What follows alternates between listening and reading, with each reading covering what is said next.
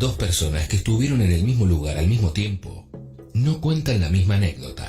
La versión mía es que yo soy Dios y Marilyn Manson vino volando con una torta de cumpleaños y me dijo: hola, tú eres el elegido. Y yo le dije gracias. Y menos si son músicos. Anécdotas imprecisas del rock. En Hagan Correr la Voz. Nos vamos a quedar más o menos en la época que veníamos hablando con Gaby, porque ayer cumplió 80 años una leyenda de la música uruguaya, latinoamericana y por qué no mundial, que es Rubén Rada. Sí. Y quizás uno se queda con la imagen del Rubén Rada, actor histriónico, y de algunos temas populares como Tocache Negro Rada y toda esa movida. Héroe absoluto de la cultura latinoamericana. Pero Héroe total, primero de la música negra, porque hay pocas estrellas negras latinoamericanas. En Brasil hay más, pero uruguayos, es él mismo lo dice, soy el único, y en Argentina ni hablar. A veces se lo toma en sorna por su lugar histriónico. Sí, porque también su rol de actor siempre fue en la comedia. Héroe absoluto. Pero ayer me puse a escuchar, encontré una entrevista vieja de cuando había cumplido 70 años. Me la puse a leer y siempre me pareció un chabón muy interesante. Una sola vez lo crucé en un concierto que estaba con La Vela. Bueno, pasó, no dirigí ni media palabra, nada, pero Sí. viste esos chabones magnéticos que cuando empiezan a hablar todo el mundo se calla porque es imponente su presencia. Me pasó, Total. perdón, verlo con Malosetti. Sacó un disco con Javier Claro, Malosetti. sí. Y lo vi, era tremendo. No, es tremendo músico. Y digo, bueno, tiene una carrera gigante, en algunos puntos un poco sinuosa, en algunos tramos un paso en falso. Pero me voy a circunscribir a el origen musical de él y tres grupos puntuales que demuestran que el tipo estaba recontra adelantado a su tiempo, a tal punto que inventó un género, que es el candombe beat, Ujú. ¿no? Algo que no existía y lo inventó él con algunos otros músicos uruguayos célebres. El tipo vino de una familia muy pobre, la madre era brasileña, se mudan a vivir a Uruguay y vivían 7 hermanos en una misma habitación, eran muy, muy pobres, y de chiquito empieza a ganar la calle él porque sabía que había que salir a ganar el mango. Ujú. El padre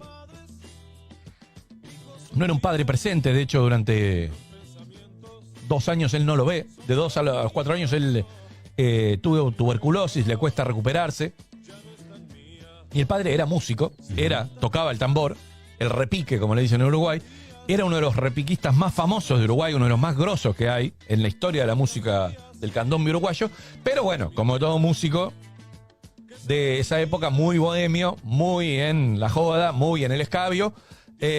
No andaba mucho por la casa de Rubén. Pero Rubén, cuando el padre, Raúl se llamaba, era tan importante su rol dentro del tambor en Uruguay, que hacía las famosas llamadas. Las llamadas es cuando los tambores empiezan a llamar en el carnaval para hacer las bajadas. Después van caminando o eventualmente en camión, tocando. Y hasta que él no estaba, no salía. No empezaban las llamadas. Hoy, si no lo podían encontrar, lo andaban rastreando por toda la ciudad, en los bares y donde pudieran. Hasta que dice, venga, porque tiene que él iniciar el tocando, ¿no? Ujú. El tambor. Y cuenta Rubén Rada, dice, a fin de año los vecinos ponían colchones viejos en el medio de la calle y armaban una gran hoguera. Y ahí calentaban los tambores, pues el cuero del tambor tiene que tensarse o aflojarse con el calor para dar el tono justo. Cada tambor tiene un tono y cada maestro hace con las manos, es una locura cuando lo ves. Y arrancaban ahí por Ancina, que es el barrio del candombe, en Uruguay, para el lado de Cuareim. Yo caminaba escuchando a mi padre, él al ladito de él iba, cuando yo tenía 8 o 10 años, tomaba bastante y le decían traguito. Y cuando no aparecía, todo el mundo salía a buscarlo por todos los barrios, porque si no salía él, no arrancaban los tambores. Era un tipo muy importante para las llamadas. Tenía mucho tempo, mucho swing y tocaba unas figuras muy particulares. Mi viejo era el que levantaba la llamada. Entraba a tocar, a llamar, y entraban a repicar los pianos, subían los chicos. Ahora hay muchos repiques de fantasía que tocan para ellos, pero mi viejo, en cambio, era un laburador de los tambores y además tenía swing. No llegó a tocar con él porque, bueno, estuvieron distanciados y él tenía otra mujer. Y cuando fue al velorio, cuando muere Rubén Rada, va al velorio del padre, dice, y yo fui a rendirle respeto, pero no lloré. Dice, me había legado nada más que un apellido, pero después me dio pena. Tal es así que después le dedico una canción de Este Cielo Santo con uno de los grupos, de los 3 grupos fundamentales que tiene él, que es Totem, ¿no? Sí. Empieza a tocar y le preguntan en qué momento él se hace compositor.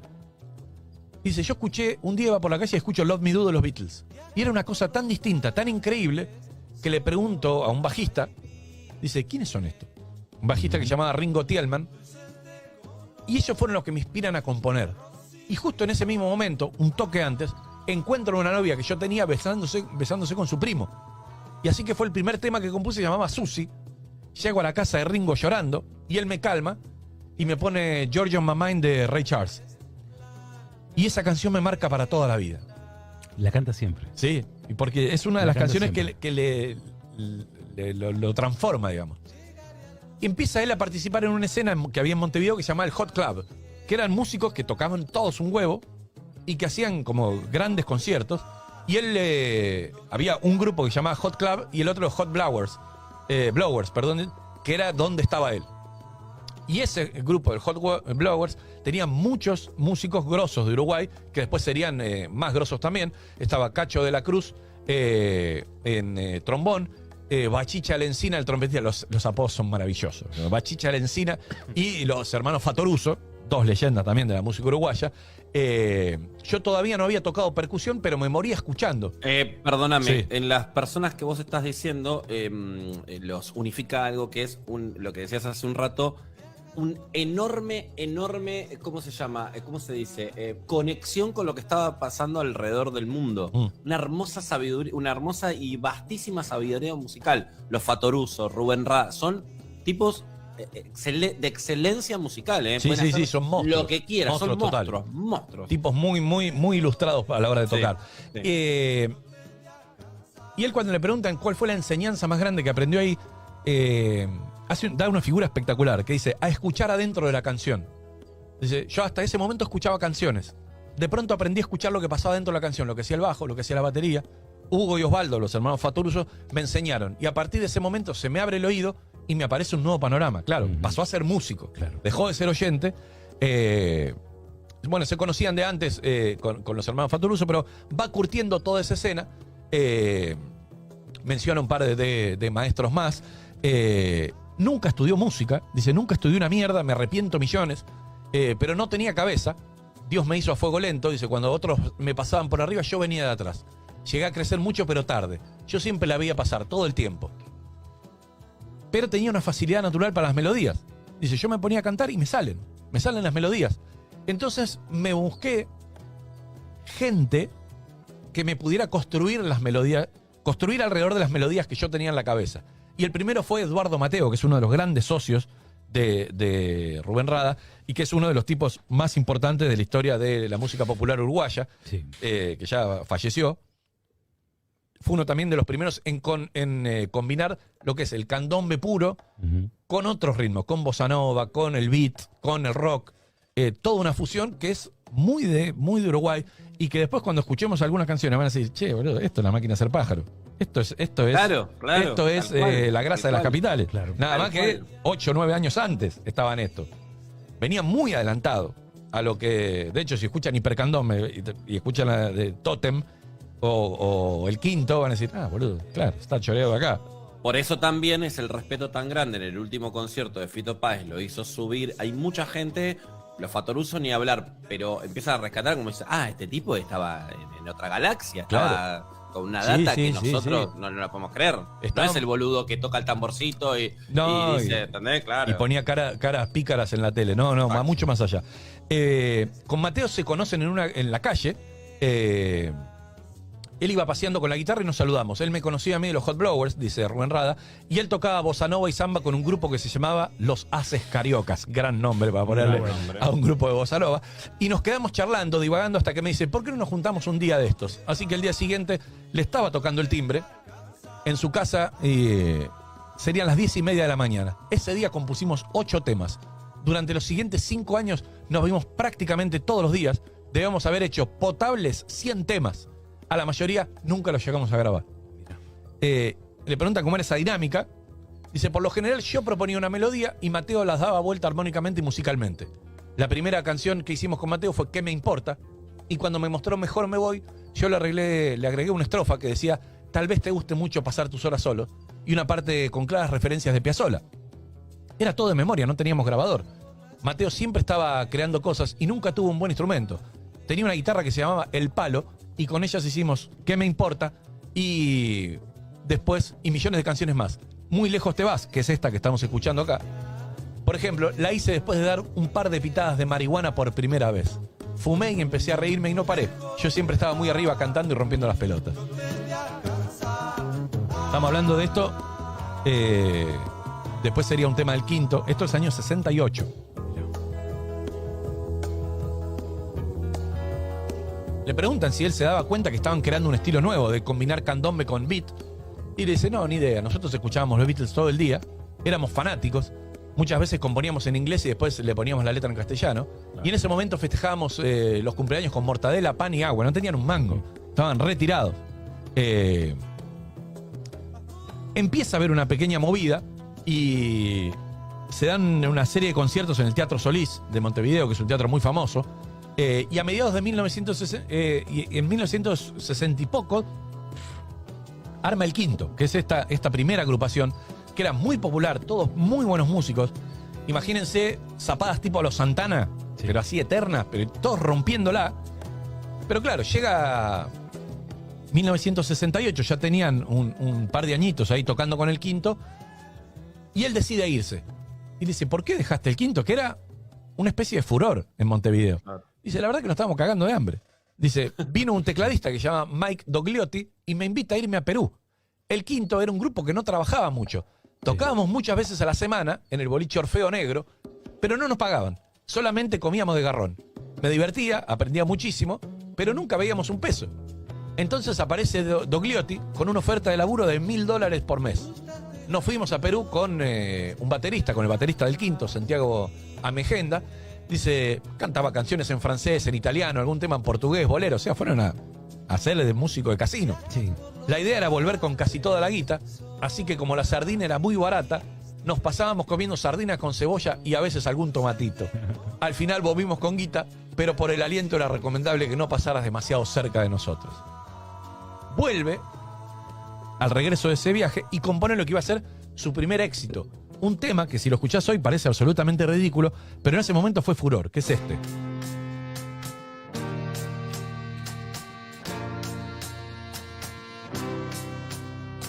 Si vitaminas quieres tener, ricas manzanas debes comer.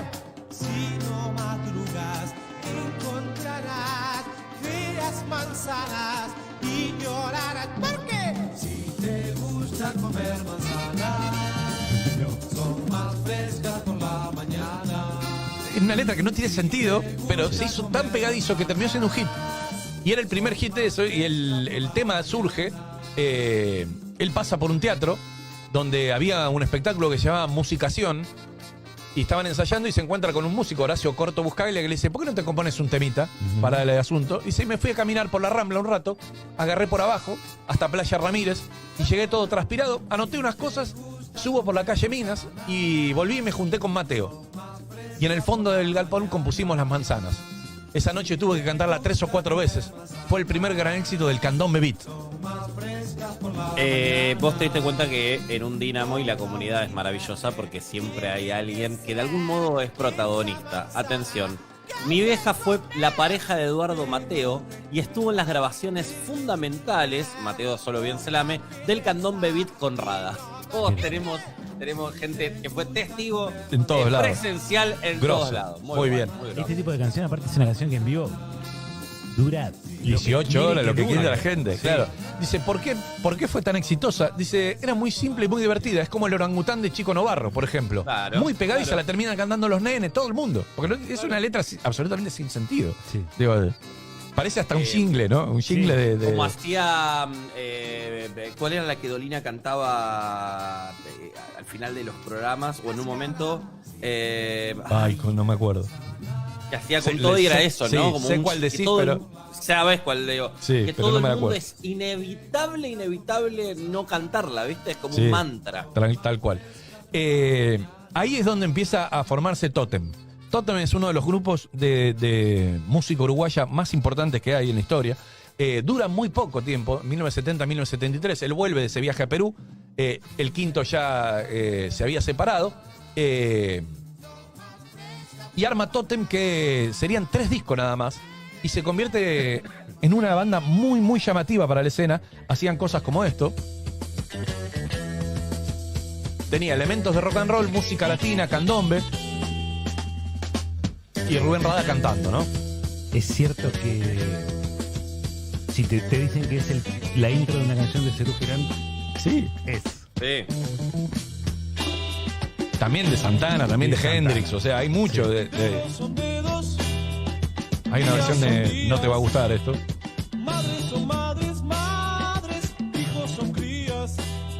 Eran todos monstruos los que tocaban en Totem. Le preguntan cómo sonaba Totem. El Totem te volaba la cabeza. Tenía letras potentes para pensar, como Mi Pueblo, compuesta por el guitarrista Eduardo Uceta, que era el que arma la banda. Sí. La lluvia cae para todos igual. Mucha letra también de... En ese momento de... No importa que vos tengas guita o no. Digo, te vas a mojar igual. Esa letra medio de protesta, pero existencial, ¿viste?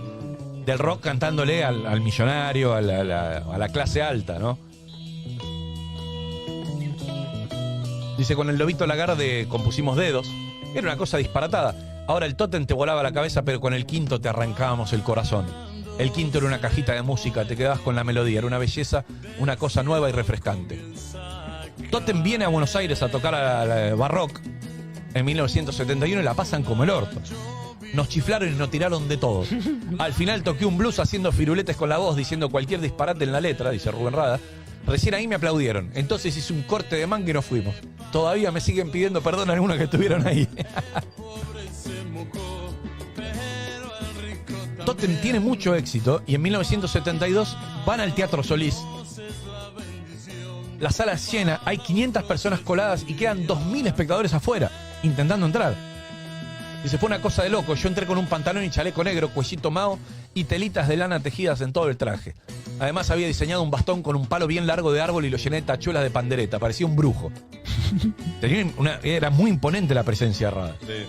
Yo ya había tocado en el Solís con Morenada, que era una murga, con Perrito Ferreira, con los Hot Blowers, pero con Totem me estaba haciendo lo que yo quería, candombe con una potencia descomunal. Y todo gracias a Eduardo Uceta, que fue el que armó la banda, y la hace más profesional que el Quinto, ¿no? Con manager, con fechas. Cuando yo estaba actuando, cuando me llamó, dice, yo estaba actuando en la versión argentina de Hair, lo que recién nos contaba Gaby, Mira. con Carola. En ese momento en Uruguay él ya estaba actuando en televisión, era una cara conocida. Dice, me invitaron y fui. Actuó en Telecataplum, el famoso programa que después fue previo a Hiperhumor, el de los uruguayos. Hacía imitaciones y personajes cómicos. Trabajábamos con una sola cámara y aprendí justamente a mirar a cámara, algo que me sirvió para toda la vida. El asunto es que en Uruguay estaba por llegar el golpe militar de 1972 y se raja. Se viene a Buenos Aires, arma un grupo que se llamó SOS, Sonido Original del Sur, con otro uruguayo. Y se grabamos un disco con esa formación, pero también tocábamos temas del Hit Parade en el Sheraton. Fíjese que el tipo era muy exitoso, pero no hacía un mango. Claro. Le costaba hacer mucha guita, o le costaba hacer guita para vivir. Entonces, ¿qué? Arman una banda para el Sheraton y tocaban éxitos del momento. Lo que era el Hit Parade en ese momento, que era como el Billboard 100 y eso. Dice, como éramos la banda estable, salíamos en algunos cruceros que pasaban por Malvinas y llegaban a la Antártida. Pero enseguida me las tomé para Europa. Tiene una vida fantástica. Total. Se va a Europa y el productor de ese evento del Sheraton se llama Eric Van Aro, Van, como los holandeses, Aro, ARO, dice, estaba casado con la cantante italiana Caterina Valente y estaba en pareja con la hermana del trompetista Benny Aguirre. Es una máquina de tirar nombres. Una máquina de tirar nombres. No para. Pero entonces nos armó una gira para que fuéramos a tocar esos temas a Alemania y a Suiza. Ujú. Mientras tanto, yo grababa canciones y melodías en un grabador portátil y le mandaba los cassettes por correo a Hugo y Osvaldo Fattoruso, que estaban en Estados Unidos ya y habían grabado el primer disco de otra de estas bandas esenciales que hizo Rada, que era Opa. Graban un primer disco sin él, pero con canciones de él, y en 1977 lo invitan a grabar para el segundo disco de Opa, que se iba a llamar Magic Time, del cual vamos a escuchar alguna canción acá de fondo. Un delirio también, pero muy cabeza, muy cabezón, adelantado, todo totalmente adelantado. ¡Dale! Esto pese raro, boludo. Te iba a decir, total. No van a parar. Abuelo de la nada, total. Para el primer disco, los hermanos Fattoruso habían incorporado algunas canciones de Rada, African Bird, de SOS, ese grupo que había tenido acá, y también Muy lejos te vas, que era del quinto. O sea, él le mandaba canciones y demás, y cuando estaban por grabar Magic Time me mandan un pasaje para ir a Estados Unidos. Lo primero que hicimos fue arreglar esas canciones como Mind Projects, La cumbia de Andrés y Malísimo, que era una balada también muy exitosa. Dice, con Opa la música uruguaya se puso el smoking. Hugo en ese momento era respetado por todos en Estados Unidos, hasta por Herbie Hancock, y Osvaldo también. Y para mí Opa representaba la hermandad. Fue un reencuentro con mis hermanos. Ya habíamos tocado todos juntos con los Hot Blowers, pero el contexto ahora era otro. El Hugo, además de ser un monstruo con las teclas, es uno de los mejores cantantes de Uruguay. Su forma de cantar es superior a la mía. Métricamente, solo Mateo cantó así. Puede escuchar una síncopa y entrar a cantar en cualquier lado del tema. Es impresionante. Y tocar con Osvaldo siempre fue maravilloso. A él le compuse la canción Amigo Mío, que está en mi primer disco solista, Las Manzanas. A fines de los 70, él vuelve a Buenos Aires y ahí arma una banda que se llama justamente La Banda, de la cual vamos a escuchar de fondo esta canción, que se llama Rock de la Calle. Nada tiene que ver con el tema de los ratones. Sí. Estaba Bernardo Baraj, Sí. que después tocaría con Lito Vitale. Claro. Y la canción se convierte en un hit, pero los músicos eran tan cabezones, de tan cerebro tocar, que no la querían tocar porque era muy simple. Dice, no la queríamos tocar porque ellos estaban para cosas más difíciles y sofisticadas, y yo también. Era un retroceso tocar ese tema. Una canción. Era una canción, claro. El guitarrista de esa banda, Ricardo Leu, tipo que tocó con Piazzolla, con Mercedes Sosa, con Goyeneche, con Lalo Schifrin, le dijo al periodista que hace esta entrevista que la mejor banda que había integrado era esta, la más grosa de todas.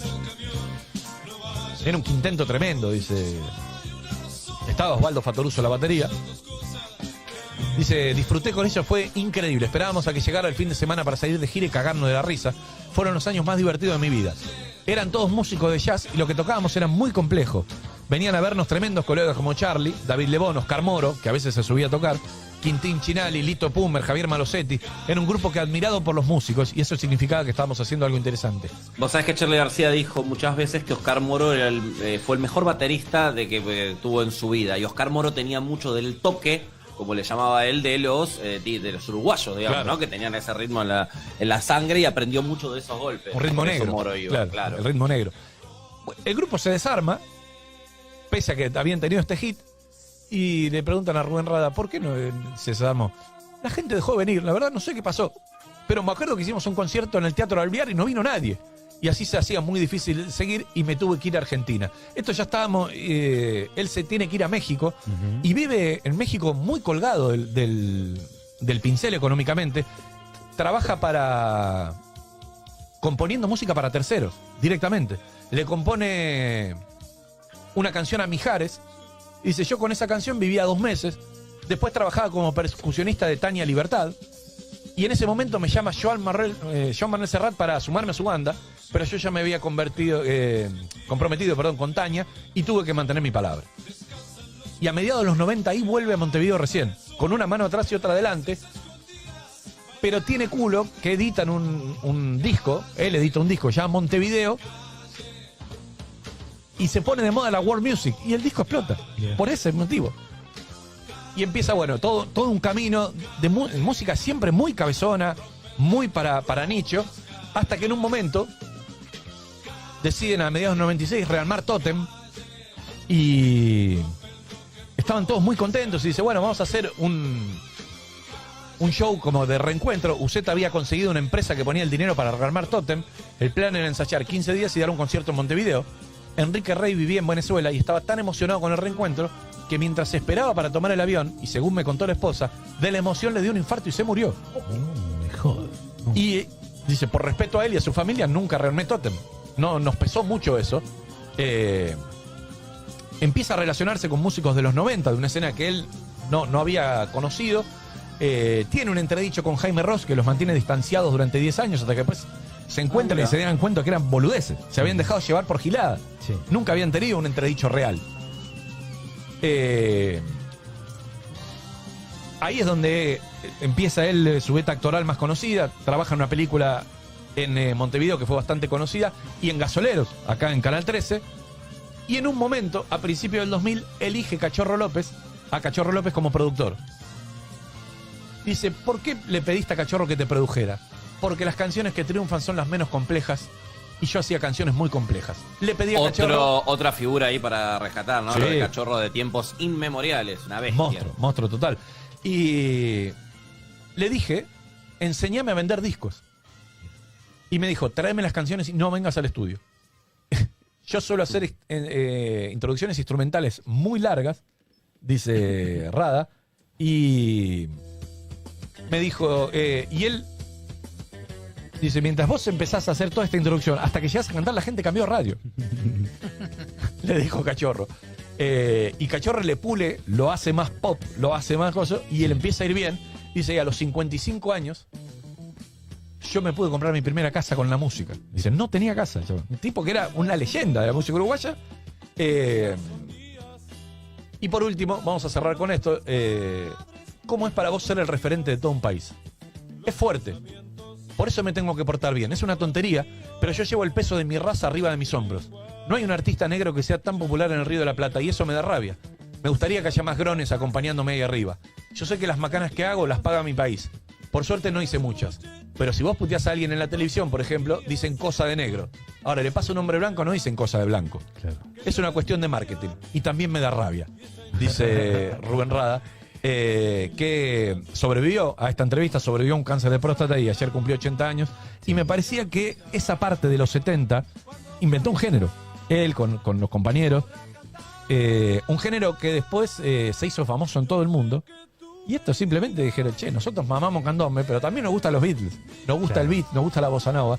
Mezclaron todo y salió, entre otras cosas, Totem, del cual escuchamos esta canción, Dedos. Diré, sí, ya lo veo, sigue hermosa mi tierra.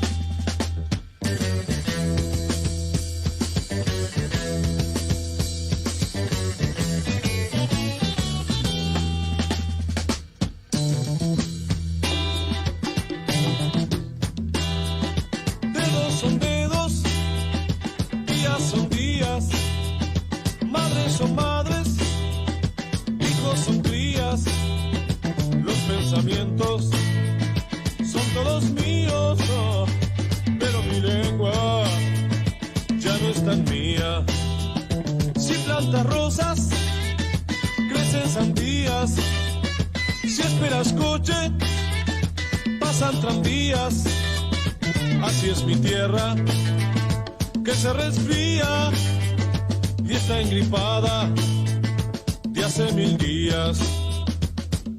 Cuando sanará y caminará, cuando cambiará y podrá cantar. Yo sé que tú me dirás,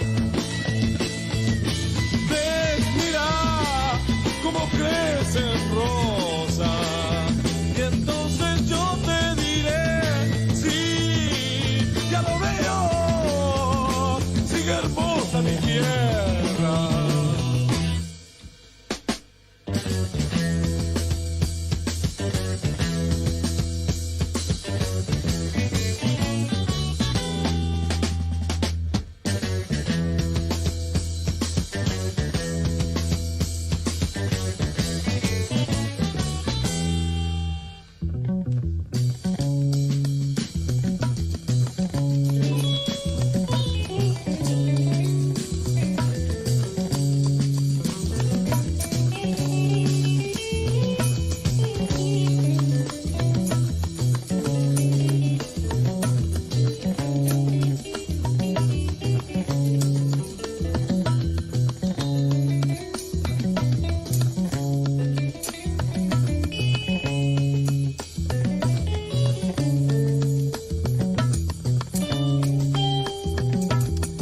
La verdad que no es un género que consumamos habitualmente, pero me parecía justo dedicarle, a veces le dedicamos tanto tiempo a gente de otros países, que ha hecho cosas grosas también, pero a los que están cerca por ahí a veces cuesta más y cumpliendo 80 años me parecía justo reconocerle un rato la obra, sobre todo esta de los 70, ¿no? Que es la más cabezona, si querés, la más volada de Rubén Rada.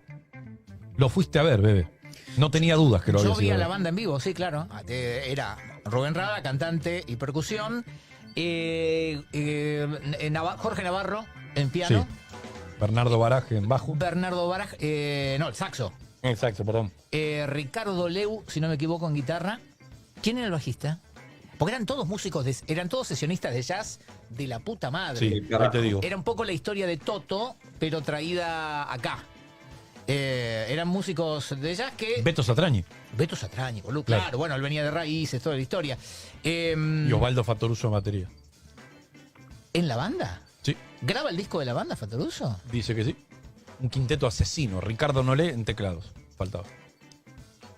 ¿Y Leu era el violero Pero o a no? veces toca... Sí, Leo era violero. Ok. Era tremendo. Y en su momento medio como que lo hicieron tipo choreo. Porque dijeron, vamos a hacer un disco para vender, y vendió. Que era el Vendió, que tenía el rock sí. de la calle, Claro, tenía el que poníamos Malísimo. Y recuerdo, el otro día justo acá, no me acuerdo bien por qué, salió el tema de ese show que yo vi de Serú Girán. Hablábamos de los shows con mayor cantidad con mayor convocatoria a nivel mundial.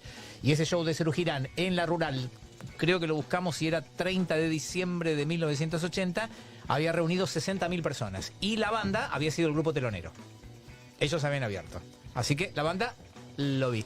Y el Negro Rada lo invitamos al primer programa de un programa que yo hice en AM hace casi 37 años, una cosa así. Y medio que le dijimos, si venís vas a ser el padrino del programa, y vino, se bancó todo el programa y lo volvíamos a invitar cada tantos meses para que celebrara con nosotros. Tipo fantástico. Sí, hermoso. Una vez vino a Cualesi y fue espectacular. No se iba más, 200 millones de anécdotas. Pero totalmente. Tiene una vida para hacer 10 Obvio, documentales. Obvio. Y que aparte no envejeció un solo día. No, está impecable. No. Impecable está. Es cierto Así que que- esa es ventaja de los negros. Igual. Envejecen mejor. Sí, totalmente. Claro. Ahí arrancó. No, pero hay que decirlo todo. Es así.